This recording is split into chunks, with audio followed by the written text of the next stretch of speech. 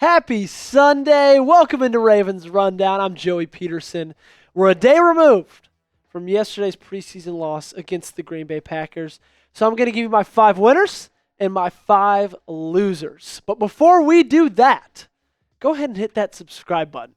We're a day removed from the preseason being over. We're 11 days away from the regular season kicking off. There's no better place to be if you're a Ravens fan than right here on Ravens Rundown. You get daily videos. You get live watch parties for every single game. And the best part about it, and I'm going to whisper, it's 100% free.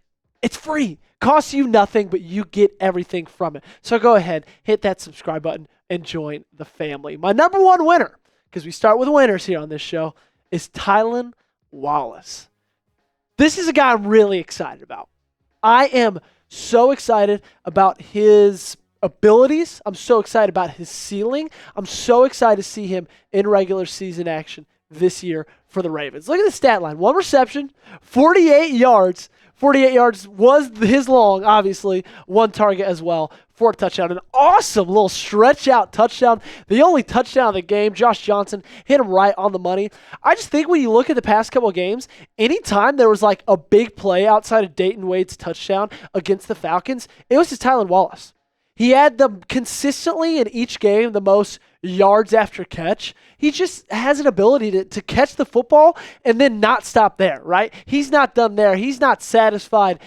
And he just has a great knack for getting yards after having the ball in his hands. So he's my number one winner from today. I just love what I saw about him. Can't wait to see him more in this regular season. I think he's going to be an asset, and I think he's 100% locked down and guaranteed himself a roster spot going into the 2024 season. Number 2, Nate Wiggins. And if you didn't watch a single part of the game and you're just looking at the stat sheet, you're saying, really? I didn't even know he played in this game, right? Didn't do a ton, but I'm saying Nate Wiggins for 2 reasons. 1, I almost said 2, but 1, he played, right? Got injured in the game against the Eagles, had to leave, had to go down to the locker room with the trainers. No one really knew what the length was going to be. Then he came back practicing, didn't play against the Falcons. I didn't think he was going to play against Green Bay, but I'm happy that he did because it just made me all that more confident in his ability to be a lockdown quarter for the Baltimore Ravens in 2024. John Harbaugh is excited for what he's seeing from Nate Wiggins. I'm excited for what he's seeing on Nate Wiggins. And that's just point 1. Point 2 is the fact that every single time the Packers, whether it was Pratt or whether it was Sean Clifford, every single time they targeted a receiver that Nate Wiggins was covering, it was an incompletion, and Nate Wiggins was just draped all over him. And I get it. He's covering some guys that will be wide receiver 5, wide receiver 6, maybe wide receiver 4 on their depth chart. So I'm excited to see what he does against a wide receiver 1 or a wide receiver 2, but still, he's doing everything you need him to do. Man, he seems like so worth that first pick in the 2024 NFL draft. First round pick, not first pick, obviously. Next up in my winners, Trenton Simpson. This is, I will say, Nate Wiggins, or Trenton Simpson, he's been the only guy who's made this list every single week. You'll see another one coming up, but I don't want to give too much away. But, again, kind of like Nate Wiggins, not a game that necessarily jumps off of you from the stat sheet perspective. Didn't lead the team in tackles. He did get an interception, was awesome, had a little return on it. But every single game, I've just gotten more and more confident in his ability to be the next Patrick Queen, right? And I'm not saying he needs 150 tackles this year, but I'm saying we're going to be fine with him right next to Roquan Smith. Because when he will be next to Roquan Smith, he's just going to be that much better. Because that's what Roquan Smith does, is he makes people around him better. He takes a little bit of attention off of other people because they have to put it on him. And so Trenton Simpson has just absolutely stacked these games one by one by one with performance by performance by performance. And I'm so excited to see what he can do in 2024 right next to Roquan Smith. My number 4 winner, and the other guy who's made this list every single week, is Beau Brade. It's Sunday, and cut down days on Tuesday. I think Beau Brade's going to make a roster. I think Beau Brade needs to make a roster. Second straight game leading the team in tackles. He had one play that was kind of a question mark, took a pretty bad angle on a running back screen, and the Packers got like 25 yards from it. But still, the tackling display that this guy shows every single week is unlike anything in like the modern era of football. You still have those bruisers at the safety position, but you know what he reminds me of? He kind of reminds me of like Sean Taylor. Kind of reminds me of Ed Reed. Just those guys who almost feel like they have no care for their bodies, and they just go in there guns a-blazing like a rocket, like a missile, and get the tackle every single time. He's had a tackle for loss every single game that he's played so far, and I just think he's shown me enough. He has. I know he's undrafted. I know you drafted Sanusi Kane in the 7th round. You spent more capital on Sanusi Kane than you did Beau Brade. I think Beau Brade's a better football player. I do. I think Beau Brade's a better football player, and that's why he's my number 4 winner. My last winner, number 5, John Kelly Jr. And I still don't know if he's going to make a roster. I think with Owen Wright getting hurt might help him a little bit more, and we'll get into Owen Wright in just a little bit. But he's played so well these past 2 games. Again, when they signed him, it was kind of like, okay, like kind of random, kind of out of nowhere, but really happy with what he's been doing, and who knows? We'll see. So who do you guys think was the Ravens' biggest winner versus the Packers? I think it was Tylan Wallace. I think it was any of those 5 guys, honestly. But you let me know down in the comment section who was the biggest winner versus the Packers. Before we get on to the losers, I got to give a shout out to today's sponsor on today's video, and that is Game Time. Game Time is the place to go for the best seats at the lowest prices, guaranteed. If you can't wait for the season to be here and want to get tickets to the big game locked down, you're going to want to give Game Time a shot. Game Time is the only place I go when I'm trying to get tickets to any college football or NFL game.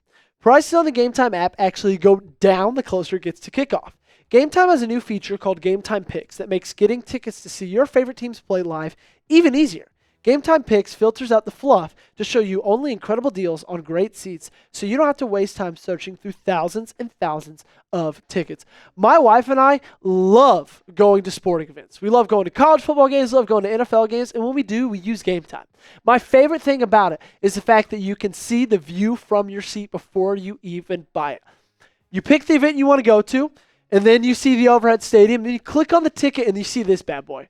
The visual from your seat. How many times in your life have you spent hundreds on a ticket and then you get there and you're like, oh, this seat really isn't even that good. I kind of would have had a better view from my couch. Whether that's because there's a pole in your way or you're just really high up. Well, Game Time lets you see exactly what you'll be seeing from your seat before you even buy it. And the best part about it, you use code CHATSPORTS. You get $20 off your first purchase. Now, terms do apply, but for your first purchase, you get $20 off. Take the guesswork out of buying tickets with Game Time. Download the Game Time app, create an account, and use code CHATSPORTS for $20 off your first purchase.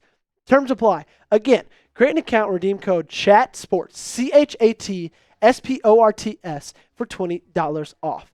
Download Game Time today. What time is it? It's game time. On to my losers. And I think if every single person watching this video was the host of Ravens Rundown, Devin Leary would be number 1 on that list. I really think so. Oh, Devin. I don't know even where to start. I never really thought he was going to be the quarterback 2 on this roster. I thought maybe he could play well enough to where the Ravens say, okay, maybe we take 3 quarterbacks, right? He's a different style of quarterback than Josh Johnson, Lamar Jackson are. He's more of a pocket passer, not as mobile. So I thought, okay, if he balls out, maybe he gets the QB3 spot and they just take 3 quarterbacks on this roster. I don't think it's happening after that. I don't think that's happening after today. 6 for 13, 34 yards. That's averaging 5 yards a pass completion. That means probably less than 5 yards per pass attempt. Anyway, 2 interceptions. He got sacked for 28 yards. He also fumbled the football. Not going to say that's his fault. It was kind of a blindside tackle, but still. Fumbled it. They scooped it. They scored. But, I don't know. It just seems like over the last 3 weeks, it's only gotten worse for Devin, honestly. His best showing was the first week of the preseason. And then last week, you barely saw him at all. This week, what you did see of him was terrible. He tries to thread a needle, and thank his lucky stars, Green Bay didn't pick it off. And then the next play, tries to thread a needle again and throws it right to a linebacker who was right there. I don't get it. But like I've said before, I said this yesterday, I said this 2 days ago. Some people are college quarterbacks, some people are NFL quarterbacks, some people are both. Devin Leary, you, my friend, are not an NFL quarterback. And that's okay. Neither am I. But I'd be shocked if Devin Leary makes this roster. My number 2 loser is Owen Wright. Just sad. You know, I hate to see what happened with him. And Colin, if you don't mind, can we throw up that social, the tweet? He had a hairline fracture of his foot. And this was a guy I thought could have made a roster, especially after that first game. Jeff Zrebick with the tweet. Ravens running back Owen Wright has a hairline fracture in his foot sustained in today's game. Expectation is he'll have surgery. It's not season-ending injury. However, the Ravens will have a decision to make about his roster spot and whether they'll keep him eligible for return. But, like, he was showing flashes. He really was. And maybe they were less than this last game and the game before that than in that first game. The Eagles game was definitely his best game of the preseason. But still, you hate to see this happen for the second year in a row, a guy like this get injured, an undrafted guy who gave himself a puncher's chance at making a roster. And again, not the greatest game. 3 carries, 10 yards, 8 yards was his longest. But still, man, hate to see that happen to him. Hate to see that happen for him. Now you just got to wonder, okay, who's going to get that spot? Is it going to be Rasheen Ali? Is it going to be John Kelly Jr.? I don't know. I guess we'll find out on Tuesday. My 3rd loser is Dayton Wade. And I hate having him on this list. I do, because he's been on my winners list the last 2 weeks. But I said this on Friday. For being an undrafted guy who's trying to get that last wide receiver spot, he needed to come in today and do something to make John Harbaugh and Eric DeCosta look at each other and say, there's no way in hell we could have a Ravens roster without him on it. And he didn't really do that. 1 catch for 5 yards. That was the end of his stat line. Now, again, he didn't benefit from the quarterbacks not completing a lot of passes. I don't know the exact numbers, but I can't imagine there's more than 12 or 13 passes completed for the entire game. So that definitely didn't help him. But he also dropped a pass that was kind of put in his breadbasket. He bobbled it when he was trying to get 2 feet down, so it was an incomplete. He just didn't look that great. He didn't. And so I don't know if he'll get a roster spot. I think he needed to stack 3 really good preseason games together, and this last game yesterday didn't really help him do that. But we'll see. I would love for them to take a chance on him. I really do. I still think he's got some juice, but definitely one of my losers from today. My number 4 loser, and this is on the back-to-back losers list, is the run defense. If you look at the statistics for Green Bay yesterday, and especially when you look at their rushing yards, 39 carries, almost 200 yards, and almost 5 yards per carry. That's the second week in a row that the team that we've played in the preseason, the Ravens have played in the preseason, has just popped out 5 yards per carry. Second week in a row. Now, I get it. You don't have a lot of the starters playing, but neither do they. You know, like, they don't either. They're not playing with their starting running backs. They're not playing with their starting offensive line. And so I'm not saying it's something that you're pressing the panic button for, but at this point, I've at least got it in my sights. I know where it is in case I need to. I didn't like what I saw last week. I wanted to see something better this week, and I didn't see anything better. 39 carries, 193 yards, 4.9 yards per carry. Again, left very much to be desired from this run defense. My last loser is offensive line depth. And it's not like it took a big hit. Nick Samak did get injured, so that is a hit itself. He wasn't going to be a starter, but he was going to be a pretty key depth piece, right? And he's another draft pick from this past year. And this offensive line is the biggest question mark going into this season, I think. And it's going to come with some growing pains. It will. I'm here to tell you that right now. It will come with some growing pains. When you lose Kevin Zeitler, when you lose Morgan Moses, when you lose 3 guys starting on that offensive line, replace them with 3 guys who've never started in an NFL season before, there's going to be a little bit of growing pains. And that's okay. But you would have hoped to have a little more depth. And with Nick Samak getting injured, there kind of goes your depth. So I guess we'll see what happens. I guess we'll see what they do. Maybe Tayshaun Manning can step up. Nick Samak was playing a lot of center, which is the position he got drafted for. But we'll see. Tyler Linderbaum should be good to go week 1 against the Chiefs. John Harbaugh did say that yesterday. Didn't sound too definite with it, but said should be good to go. But definitely, offensive line depth took a hit today. Well, that'll be it for today's video. Thank you guys so much for joining me. It was a blast throughout the preseason. I can't imagine how much fun we're going to have together in the regular season. So make sure you hit that subscribe button. Stay by the channel. Get a video every day. I'm your host, Joey Petersen, and y'all have a fantastic Sunday.